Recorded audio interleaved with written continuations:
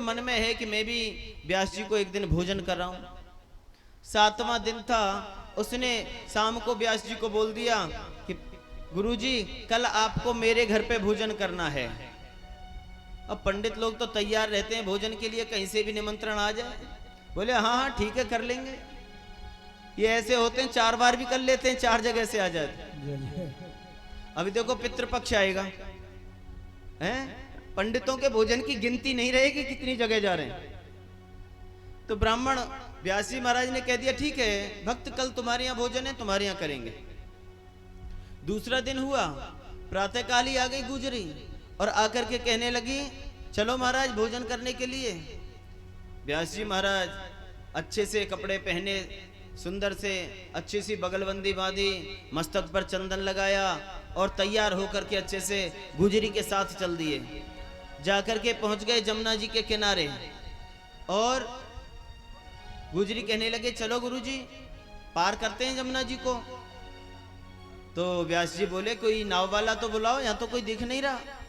तो गुजरी बोली अरे प्रभु कैसी बात करते हो आप ही तो कहते हो कथा में कि भगवान का नाम भवसागर से पार कर देता है, तो क्या जमुना जी से पार नहीं करेगा? बोले देवी ये सब बात कहने की होती है, वहां से यथार्थ में थोड़ी ऐसे पार हो जाएंगे, नाव वाला बुलाना ही पड़ेगा। गुजरी कहती है गुरुदेव कमाल की बात है, आप कैसी बात करते हो? मैंने तो आपकी बात का अनुसरण करके मैं रोजाना ऐसे ही पार होके जा रही हूं और आप कहते हो कि नाव वाला बुलाना पड़ेगा। अब तो गुजरी कहने लगी चलो गुरु अंदर प्रवेश करते हैं जल के अंदर। अब पंडित जी कभी अपनी धोती को उठाएं, कभी अपने बाजुओं को ऊपर चढ़ाएं और फिर थोड़ी देर में बोले ऐसा करो आज मुझे थोड़े इतनी ज्यादा भूख नहीं है, हमारे जो साथ में मूल पाठ करने वाले पंडित जी हैं ना उनको भोजन करा देना, पुण्य बराबर मिलेगा। यानी बचना चाहते हैं। गुजरी कहने लगी नहीं महाराज मैंने कथा आपसे सुनी है, मैं भोजन आपको ही कराऊंगी। बड़ा धर्म संकट बन गया। बोले गुरुदेव आप मुझ पे विश्वास करो और तुम अपने भगवान का ध्यान करो, मैं अपने भगवान का ध्यान करती हूँ और देखो कैसे जमुना जी से पार होते हैं। गुजरी ने व्यास जी का हाथ पकड़ा और भगवान का ध्यान किया, दोनों जमुना जी से पार हो गए। बोलिए राधे राधे। ऐसा नहीं कि ये लाल पीले कपड़े पहनने वाले ही बहुत बड़े सिद्ध होते हैं। कितने ऐसे भक्त हुए जिन्होंने खुद अपने गुरु जी को भगवान का दर्शन कराया। कर्माबाई, करमेती बाई, अरे महाराज गुरुजी ने कहा कि देखो ठाकुर जी का भोग लगा देना, आज हम कहीं जा रहे हैं। कर्मा घर पे है, राजस्थान की बेटी है। अब रोजाना तो गुरुजी भोग लगाते थे, कर्मा जानती थी कि ठाकुर जी सांवरिया सेठ रोजाना भोजन पाते हैं। कर्मा को नहीं पता कि थोड़ी देर भोग रखा जाता है उसके बाद में उसे उठा लिया जाता है। गुरुजी कहीं चले गए, कर्मा से बोल के गए कर्मा बेटी ठीक से ठाकुर जी का सांवरिया सरकार का ठीक से ध्यान रखना, अच्छे से स्नान कराना, पोशाक पहनाना, भोग लगाना। कर्मा ने कहा ठीक है गुरुजी। अब तो महाराज सब कुछ कर दिया, स्नान आदि करा दिया, पोशाक पहना दिए, आरती कर दी। दोपहर का समय, भोजन के लिए कर्मा ने सोचा और क्या बनाऊं, ज्यादा कुछ तो अपने पास में है ही नहीं। खिचड़ी बनाई और खिचड़ी बना करके सांवरिया सेठ के लिए भोग लगा दिया। भगवान कृष्ण को ही सांवरिया सेठ बोलते हैं राजस्थान में। भोग लगा करके रख दिया और कर्मा ने 5-6 मिनट तक रखा रहने दिया, 10 मिनट तक रखा रहने दिया। पर्दा खोल करके देखा तो उसमें से थोड़ा भी नहीं खाया ठाकुर जी ने। कर्मा ने देखा कि अभी तक बिल्कुल भी नहीं खाया, तो कर्मा भगवान से कहती है अरे सांवरिया तू किसकी वेट कर रहा है, तू किसकी प्रतीक्षा कर रहा है? आज गुरुजी नहीं आएंगे तुझे खिलाने के लिए, आज तो कर्मा के हाथ से ही खाना पड़ेगा। खा ले गुरुजी नहीं आने वाले। फिर पर्दा लगा दिया। अब तो महाराज फिर आई 5-7 मिनट बाद कि अब खा लिया होगा। पर्दा खोल के देखा तो अब भी नहीं खाया। अब तो कर्मा को गुस्सा आने लगा और गुस्सा करके कहने लगी, अरे सांवरिया सुनाई नहीं देता तुझे? अरे मैं कह रही हूं तू जल्दी से खा ले, मेरे पास और भी काम है, और यदि तूने नहीं खाया ना तो मेरे गुरुजी नाराज हो जाएंगे, तुझे खाना होगा। फिर अपने आप में सोचती है कहीं ऐसा तो नहीं इसे खिचड़ी अच्छी नहीं लगती हो। अच्छा सांवरिया देख सुन, अब तो तू खिचड़ी खा ले और कल तेरे लिए अच्छी रबड़ी बना के लाऊंगी, राबड़ी बना के लाऊंगी, अब तो तू इसका भोग लगा ले। बार बार कर्मा पर्दा खोलती है, देखती है और बहुत बहुत कुछ कहकर के सुनाती है। कर्मा थाली भर की लाई खींचड़ो, ऊपर घी की बाट की, जी में मारो श्याम धनी, जिमावे बेटी जाट की, जिमावे बेटी जाट की। ओ थाली भर की लाई खींचड़ो, ऊपर घी की बाट की, जी में मारो श्याम धनी, जिमावे बेटी जाट की, जिमावे बेटी जाट की।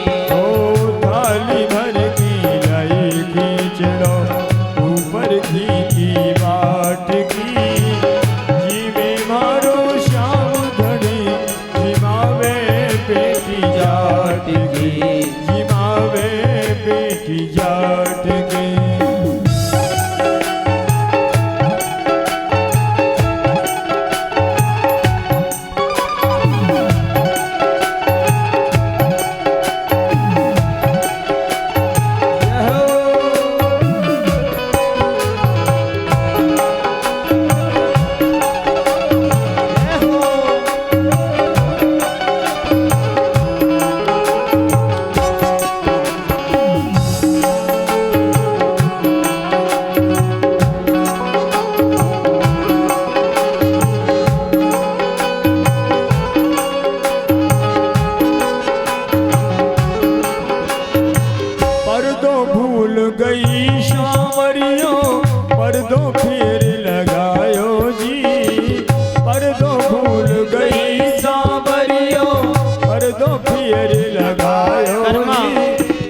एक बार तो यूं ही रख दिया था भोग, फिर आकर के देखा, अरे हाँ, अरे सांवरिया मैंने पर्दा नहीं लगाया ना, इसलिए शायद तू नहीं पा रहा है। फिर पर्दा लगा दिया और अजी पर्दो भूल गई सांवरियो, पर्दो फिर लगायो जी, पर्दो भूल गई सांवरियो, पर्दो फिर लगायो जी।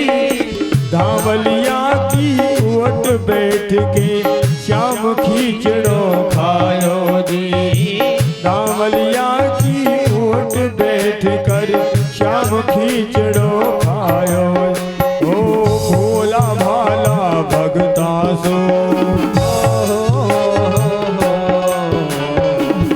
भोला भाला भगता सो, सांवरियो कैया आट की, जीवे मारो श्याम धनी, जिमावे बेटी जात की, जिमावे बेटी जात।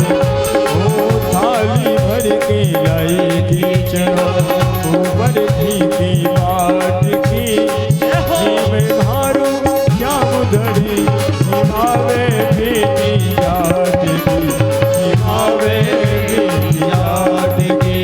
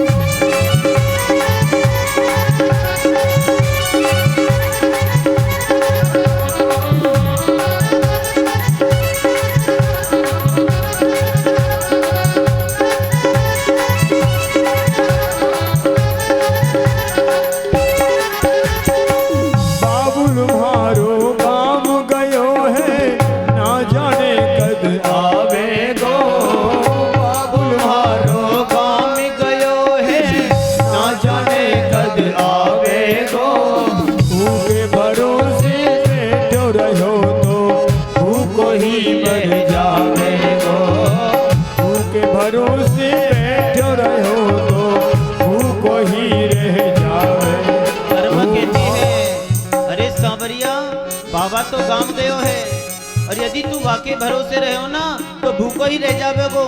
मैं कह रही हूँ खा ले खा ले। बाबुल मारो काम गयो है, ना जाने कद आवेगो। भूखे भरोसे बैठो रहो तो भूखो ही रह जावेगो। भूखे भरोसे बैठो रहो तो भूखो ही रह जावेगो। आज जिमाहू तने खींचड़ो, आज जिमाहू तने खींचड़ो। काल रावड़ी घाट की जीवे मारो श्याम धनी। जिमावे बेटी जात की, जिमावे बेटी जात। ओ थाली भर के लाई खींचड़ो, ऊपर की बाट की जीवे मारो श्याम धनी। जिमावे बेटी जात की, जिमावे बेटी जात की।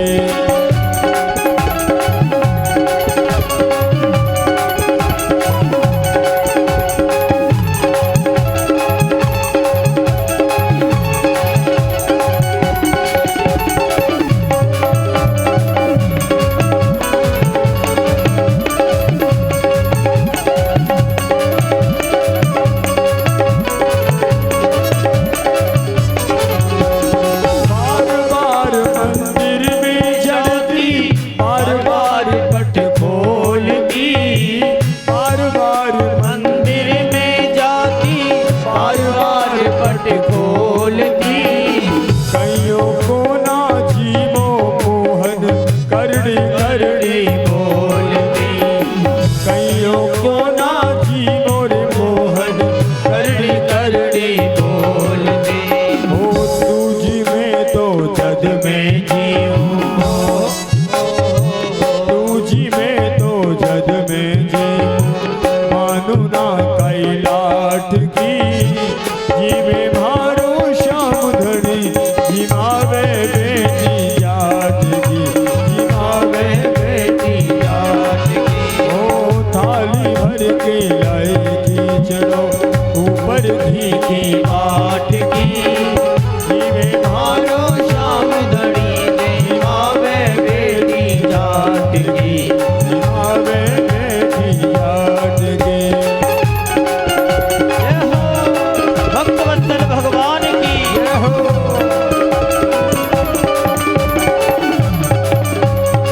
श्री राधे।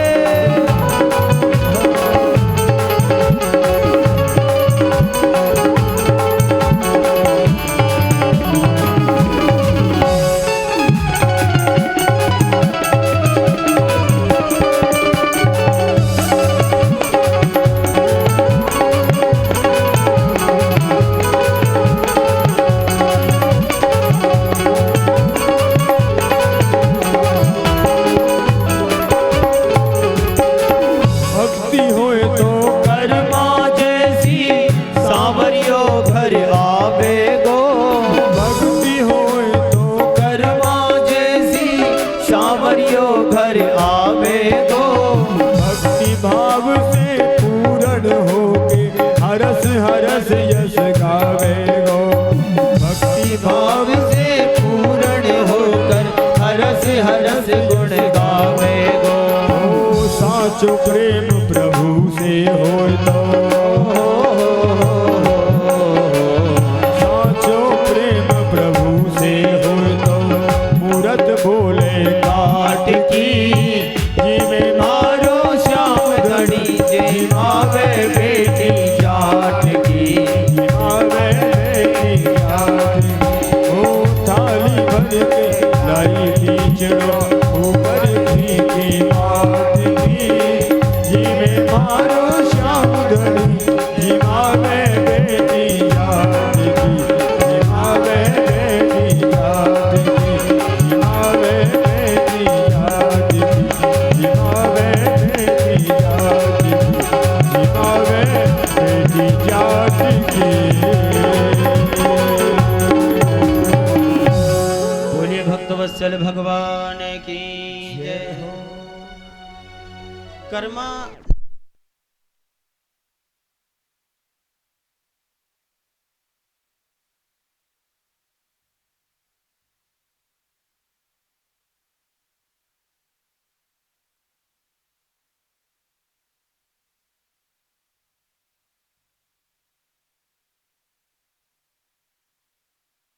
श्री राधे। कर्मा ने सांवरिया से कह दिया कि देख सांवरिया, यदि तूने भोजन नहीं किया ना तो मैं भी भोजन नहीं करूंगी। चाहे कितना भी समय हो जाए, कितने भी दिन निकल जाएं, मैं भोजन नहीं करूंगी, कोई भी आकर के कुछ भी कहे। आखिरकार सांवरिया सेठ को खिचड़ी खानी ही पड़ी। जो सांवरिया ने खिचड़ी खाई तो कई दिन तक कर्मा ने ऐसे ही कभी खिचड़ी बना के खवाती, कभी राबड़ी बना के खिलाती। जब गुरुजी लौट करके आए तो गुरुजी को बताया, कर्मा से पूछा गुरुजी ने कि बेटा सेवा पूजा अच्छे से हुई? बोले गुरुजी और बाकी तो सेवा सब अच्छे से हो गई, परंतु ये सांवरिया ना ये बहुत बेकार है। बोले क्यों, क्या हुआ? बोले खाने में बहुत ज्यादा टाइम लगाता है। बोले कैसे? बोले तुम जब खिलाते हो तो ये 10-20 मिनट में भोजन कर लेता है, मुझे तो इतना परेशान किया 3 घंटे तक बराबर कुछ खा के ही ना दे। बड़ी अनुनय विनय करनी पड़ी तब भी नहीं माना। फिर मैंने जब इसको फटकार के खिलाया तब इसने कुछ खाया। बोले कर्मा तू कैसी बात कर रही है? बोले हाँ गुरुजी ऐसा ही है, ये तुमसे खा लेता होगा प्रेम से।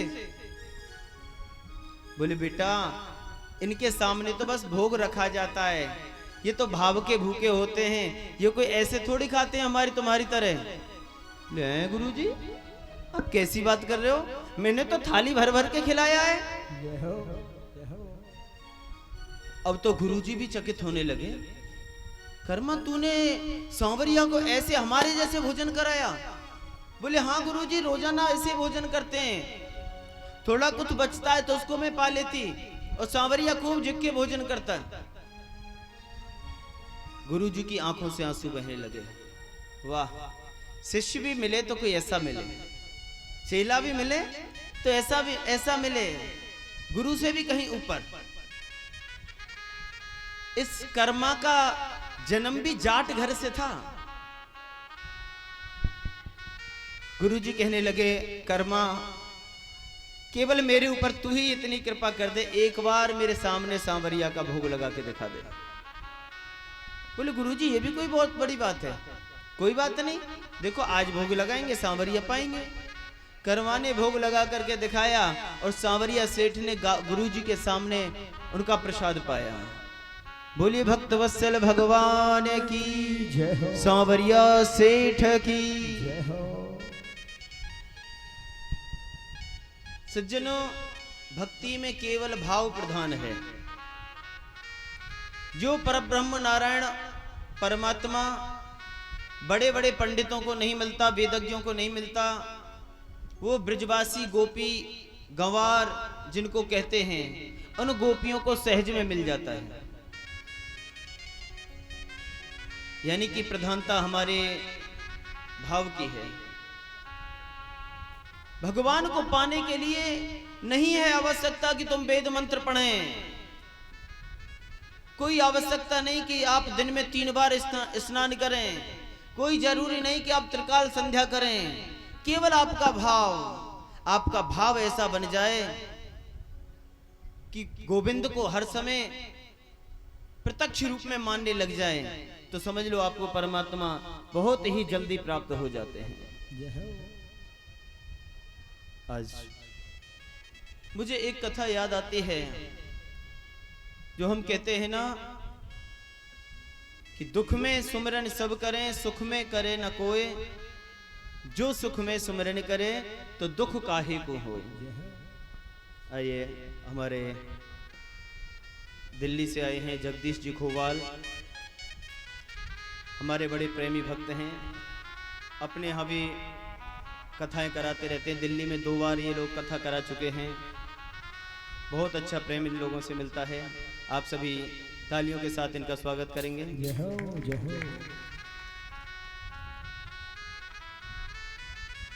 एक त्रिकूट नामक पर्वत है।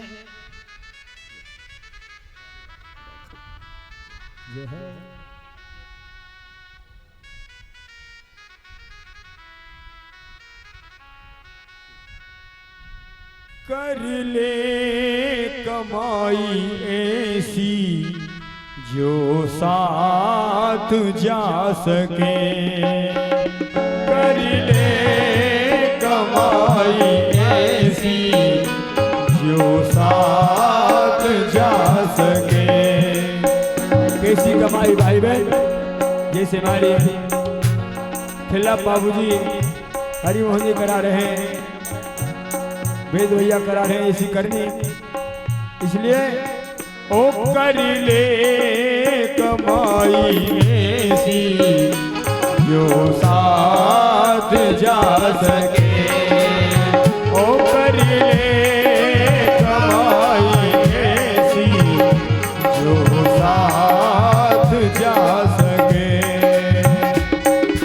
मुश्किल पड़े तो राह में, मुश्किल पड़े तो राह में वह काम आ सके, कर ले कमाई ऐसी जो साथ जा सके, ओ कर ले कमाई ऐसी जो साथ जा सके।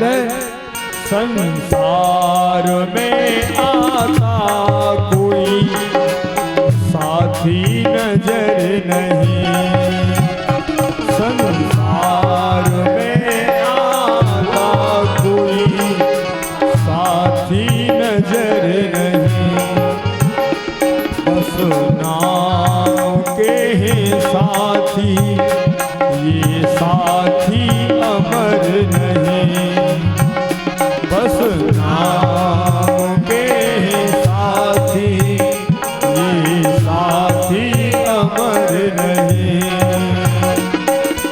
बनाओ उसी को साथी, बनाओ उसी को साथी जो साथ जा सके, कर ले कमाई ऐसी जो साथ जा सके, ओ कर ले कमाई ऐसी जो साथ जा सके।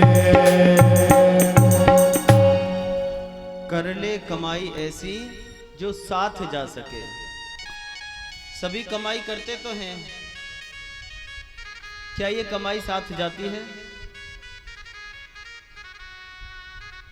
इसमें से तो कुछ भी साथ नहीं जाता। कमाई साथ कौन सी जाती है? जो आप नाम रूपी धन जो कमाते हैं वह हमारे साथ जाता है।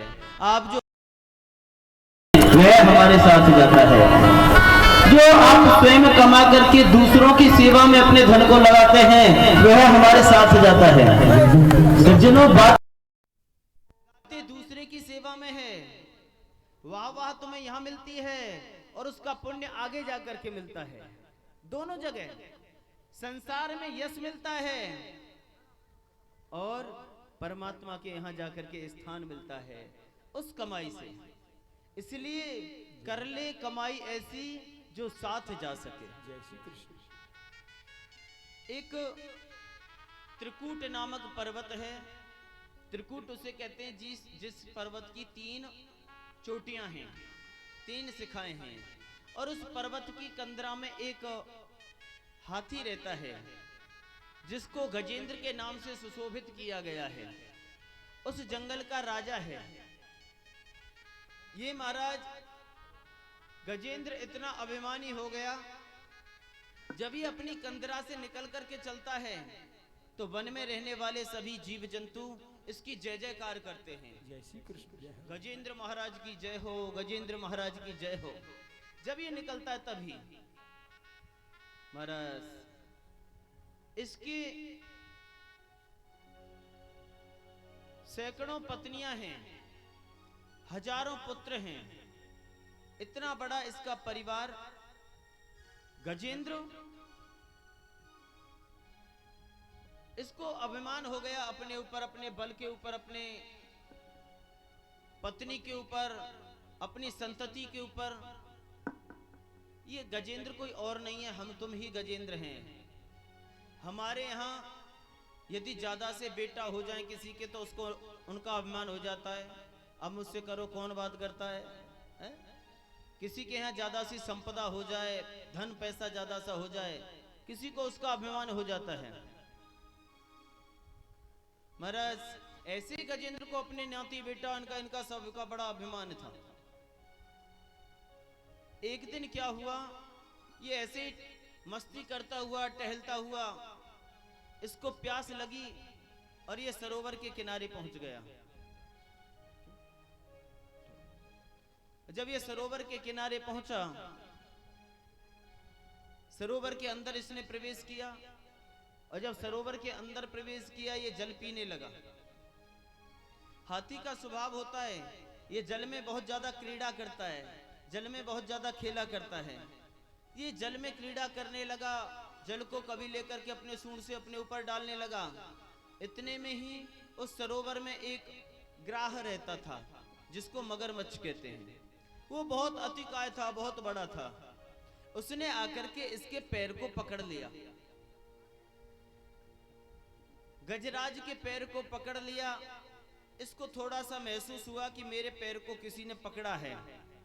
इसने थोड़ा पैर को हिलाना चाहा, पैर जब नहीं हिल रहा है तो इसने अपने मन में विचार किया, अरे किसी ने मेरे पैर को पकड़ लिया है, पर इसको ये नहीं पता कि मैं कौन हूं। जब इसे पता चलेगा ना कि मैं गजराज हूं तो ये तुरंत छोड़ देगा। अभी इसको मेरे विषय में पता नहीं है। अब तो महाराज इसने निकलने का प्रयास किया, ग्राह ने पैर को और तेज पकड़ लिया और अपनी तरफ खींचने लगा। अब ये और जल के अंदर जाने लगा। इसने अपना पूरा दम लगाया परंतु ये बाहर नहीं निकल सका। ये जल के अंदर इतना डूब गया, इसके नार नार पानी आ गया, गर्दन तक पूरा डूब गया। अब इसने देखा कि मैं स्वयं अपना पूरा बल लगा लिया, मैं अब नहीं बच सकता। इसने अपनी पत्नियों को बुलाया, इसकी पत्नियां आईं।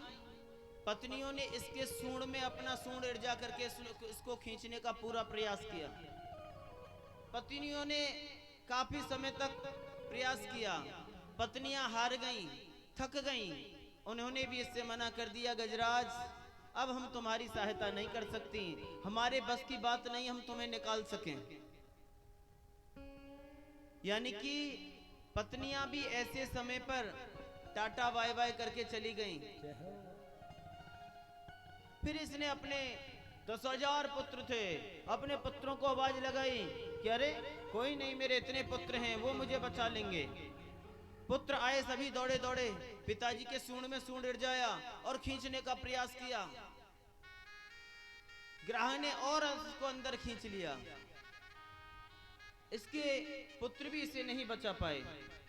अब तो महाराज गजराज की सूंड बिल्कुल तिल भर बची है, इसको संसार में कोई भी अपना नहीं दिखाई देता।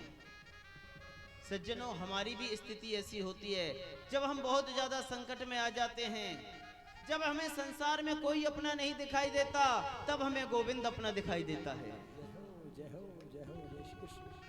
जब कोई भी अपना नहीं लगता, जब हमारे जीवन में वास्तव में बहुत बड़ा कोई संकट आ जाए तो लगता है केवल अब मुझे परमात्मा बचा सकता है, संसार में कोई मेरा बचाने वाला नहीं है। महाराज गजराज को लगता है कि अब तो मेरे प्राण निकल ही जाएंगे। अपबल तपबल और बाहुबल, चौथे बल है दाम। सूर्य किशोर कृपाते सब बल हारे को हरि नाम। सूर्य कृपा से सब विद भैया, हारे को हरि नाम। अपबल तपबल, पहले व्यक्ति कोई भी हो अपने बल का प्रयास करता है, स्वयं का बल लगाता है। जब अपने बल से काम नहीं चलता तो अपने पड़ोसियों का बल काम में लेता है। जब किसी का बल काम में नहीं आता, लगता है कि मैं हर दशा से हार चुका हूं, तब उसे परमात्मा याद आता है। यही होता है ना। सबसे पहले हम बीमार होते हैं तो गांव के डॉक्टर को दिखाते हैं, इससे सल नहीं पड़ती तो कहाँ जाते हैं, कोसी जाते हैं। कोसी में पहले सस्ता ब्रजभूषण को देखते हैं, उससे सल नहीं पड़ती तो लाइफलाइन जाते हैं।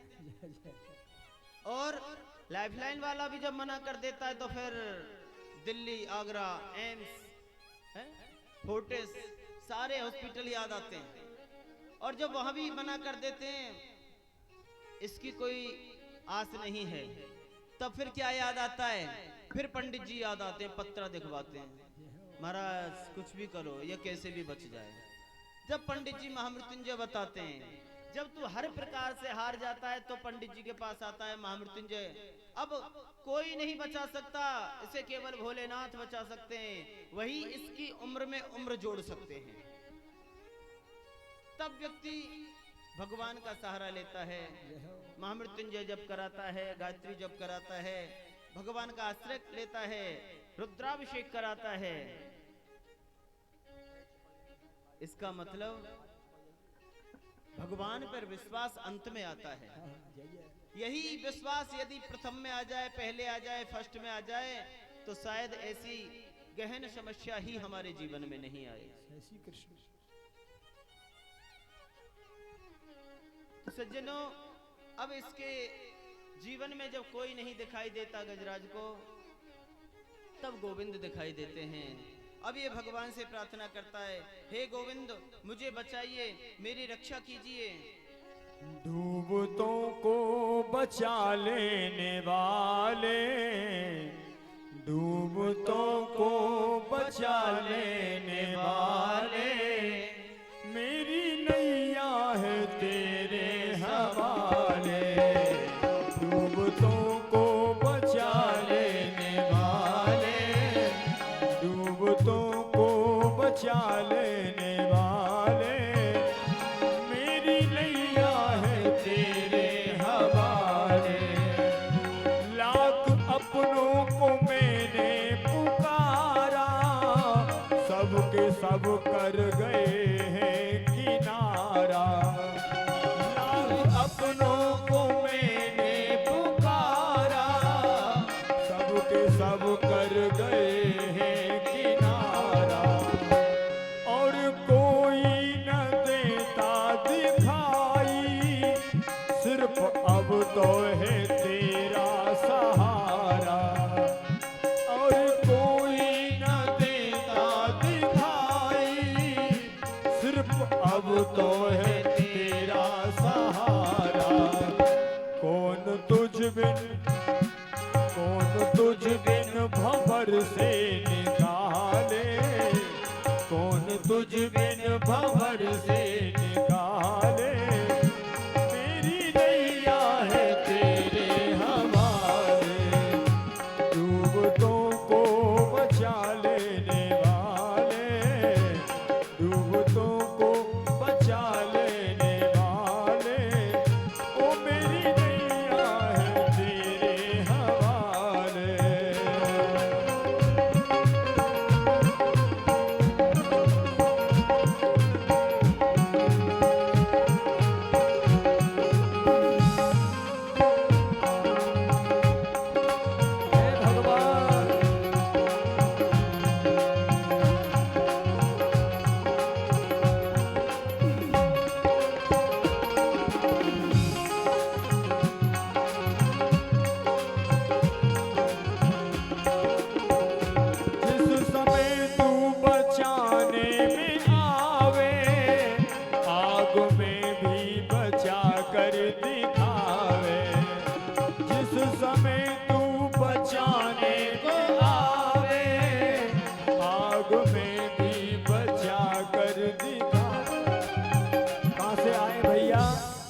नहीं भैया, राधे राधे। दूर दूर से भक्त आकर महाराज जी का व्यास गादी का स्वागत कर रहे हैं, बहुत बहुत साधुवाद। कह रहा है गज भगवान से, है भगवान जिस समय तू बचाने में आवे, आग में भी बचा कर दिखावे, जिसमें तेरी दया दृष्टि होवे, कैसे कैसे कहीं आँच आवे, जिसमें तेरी दया दृष्टि होवे, उस पे कैसे कहीं आँच आवे। आंधियों से भी तू ही संभाले, आंधियों से भी तू ही संभाले, ओ मेरी नैया है तेरे हवाले, डूबतों को बचा लेने वाले, डूबतों को बचा लेने वाले, ओ मेरी नैया है तेरे हवाले। पृथ्वी सागर और पर्वत बनाए, तूने धरती पे दरिया बहाए, पृथ्वी सागर और पर्वत बनाए, तूने धरती पे दरिया बहाए, चांद सूरज करोड़ों सितारे, फूल आकाश में भी खिलारे, चांद सूरज करोड़ों सितारे, फूल आकाश में भी खिलाए, ओ तेरे सब काम जग से निराले, तेरे सब काम जग से निराले, मेरी नैया है तेरे हवाले, डूबतों को बचा लेने वाले, ओ डूबतों को बचा लेने वाले, मेरी नैया है तेरे हवाले, ओ मेरी नैया है तेरे हवाले।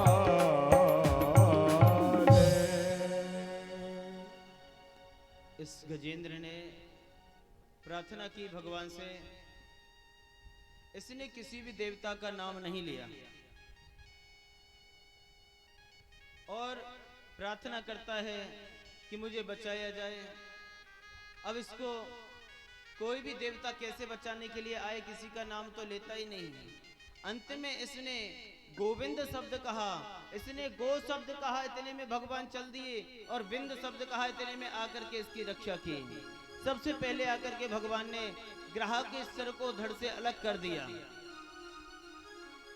बोले महाराज, गजेंद्र बाहर निकल करके आया, इसने भगवान के हाथ जोड़ करके अपने सूंड को उठा करके प्रार्थना की, हे गोविंद, मेरे प्राण निकलने ही वाले थे, आपने मेरे ऊपर बहुत बड़ी कृपा की, आपने मुझे प्राण दान दे दिया।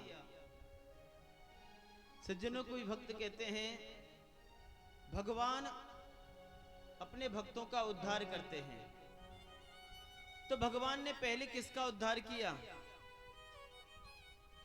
पहले किसका उद्धार किया? गजराज का किया या ग्राह का किया? पहले तो ग्राह का किया ना, ग्राह को मारा। भगवान ने पहले ग्राह का उद्धार क्यों किया? भगवान कहते हैं कोई मेरी शरण में आए, उसका उद्धार में बाद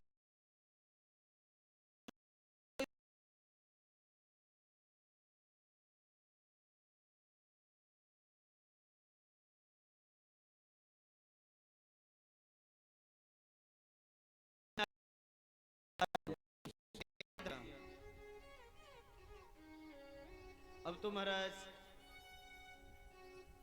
ये जो संसार है यही समुद्र है, यही वह सरोवर है, कोई और नहीं।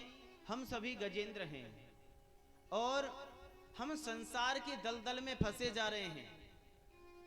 ग्राह रूपी काल हमें खींचे जा रहा है। और इस काल से बचने के लिए हम अपनों को याद करते हैं, पत्नी को याद करते हैं, कभी बेटा को याद करते हैं, कभी सगे संबंधियों को याद करते हैं। और ये सगे संबंधी काम तो आते हैं, पर ये कुछ समय तक काम आते हैं, सभी की सीमा है। पत्नी जो है अंतिम समय में भी केवल दरवाजे तक काम आती है, पुत्र जो हैं वो केवल शमशान तक साथ जाते हैं। हमारे द्वारा बनाया हुआ वैभव, धन संपदा, ये सब कुछ यहीं पर रखा रह जाता है। यानी कि संसार का कमाया हुआ यहीं पर रह जाता है। तेरा सारा कुटुंब कबीला साथ न तेरा देंगे, मरते ही तेरी सारी कमाई झट से बांट ये लेंगे।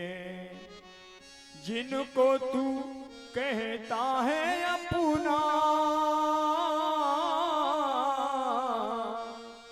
जिनको तू कहता है अपना, ये तुझको भूलेंगे। इतना ही इनका रिश्ता नाता, इतना ही इनका रिश्ता नाता, इतना ही साथ निभाना। ये जग है एक मेला, यहाँ से एक दिन सबको जाना। ये जग है एक मेला, यहाँ से एक दिन सबको जाना। बड़े बड़े राजा महाराजा इस धरती पे आए, रावण ने कही काटी से बांध लिया, हरणाकुश ने कही जग में मौस बलि कौन है, दुर्योधन ने कही भूमि देनी नाय सुई भर, रुक्मी ने कही शिशुपाल सिरमौर है, कंस ने कही वसुदेव को निर्वंश करूं, अर्जुन ने कही कि वीर छोड़ू ना काई और है, सदा ना काऊ की रही करसी बिगड़ जाए, कहो कोई लाख पर करे या कोई और है। इसलिए बड़े बड़े राजा महाराजा इस धरती पे आए, लेकिन मौत के आगे अपना जोर चला ना पाए। मुट्ठी बांध के आने वाले,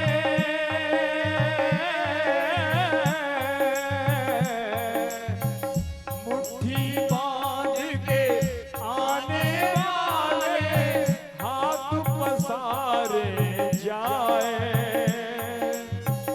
तेरी किस्मत में लिखा है, तेरी किस्मत में लिखा है, जीते जी मर जाना। ये जग है एक मेला, यहाँ से एक दिन सबको जाना। ये जग है एक मेला।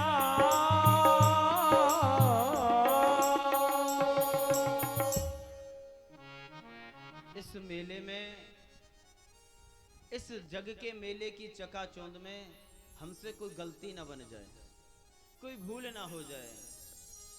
कई बार भजन में भी गलती हो जाती है, कई बार पूजा में भी गलती हो जाती है।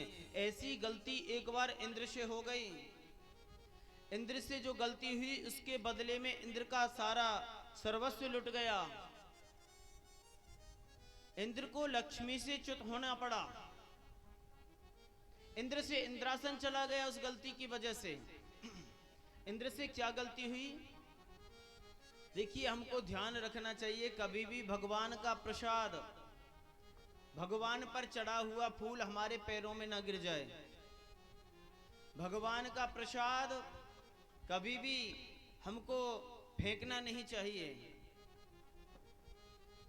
कई बार हम शौक शौक में बिहारी जी की चढ़ी हुई माला ले आते हैं, फिर उस माला को गले में कुछ समय डालते हैं, उसके बाद में ऐसे ही डाल देते हैं, फेंक देते हैं।